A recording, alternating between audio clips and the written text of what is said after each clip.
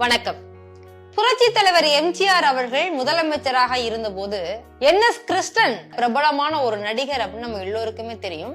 அவருடைய சிலைக்கு மாலை அணிவிக்கிறதுக்காக போறார். அந்த நேரத்துல எம்ஜிஆர் அவர்கள் முதலமைச்சருங்கனால மாலை அணிவித்து கீழே இறங்குறாரு தொண்டர்களோட. அப்போ ஒரு 7ஆம் வகுப்பு படிக்கக்கூடிய மாணவன் என்ன பண்றான், வேகமா ஓடி போயிட்டு என்எஸ் கிருஷ்ணன் சிலையில இருந்தக்கூடிய மாலையை எடுத்துட்டு ஓடி வந்துடுறான். அதை பார்த்த தொண்டர்கள், எங்க தலைவர் போட்ட மாலை நீ எடுத்துட்டு போறியா அப்படின்னு அடிச்சிடுறாங்க. இத கார்ல ஏறுறதுக்கு முன்னாடி எம்ஜிஆர் அவர்கள் பார்த்து விடுகிறார். உடனே ஏப்பா சின்ன பையனை போட்டு அடிக்கிறீங்க, இங்க கூட்டு வாங்க அப்படின்னு சொல்லிட்டு அந்த பையனை கூப்பிட்டு விசாரிக்கிறார். தம்பி, ஏன் தம்பி நான் போட்ட மாலையை நீங்க எடுத்துட்டீங்க? ஐயா, நீங்க மாலை போட்டீங்க அப்படிங்கறதுனால நான் எடுக்கலங்க ஐயா. எங்க தாத்தா இன்னைக்கு காலையில இறந்துட்டாரு. இறந்ததுல இருந்து எங்களால மாலை வாங்கி போடுறதுக்கு கூட எங்கள்கிட்ட காசு இல்ல.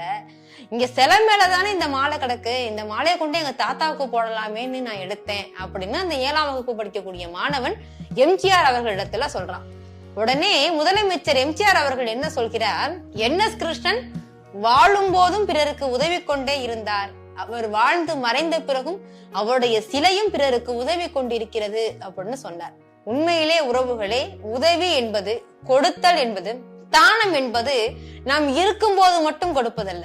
நாம் இல்லை என்றாலும் அந்த இடத்திலிருந்து நாம் செய்த உதவிகளும் தானமும் செய்து கொண்டே இருப்பதுதான் அப்படிங்கறத ரொம்ப அழகா நம்முடைய எம்ஜிஆர் அவர்கள் சொல்லியிருப்பாங்க. சினிமா துறை சார்ந்து நிறைய திரை பிரபலங்கள், திரை நட்சத்திரங்கள், நடிகர்கள், நடிகைகள் எல்லோருமே இதே போன்று கண்ணுக்கு தெரியாமல் நிறைய உதவிகளை செய்து கொண்டே இருக்கிறார்கள். தொடர்ந்து சினிமா சார்ந்த செய்திகளையும் அரிய தகவல்களையும் தெரிந்து கொள்வதற்கு தொடர்ந்து இணைந்திருங்கள். மறக்காம நம்ம சேனலை சப்ஸ்கிரைப் பண்ணுங்க. நன்றி.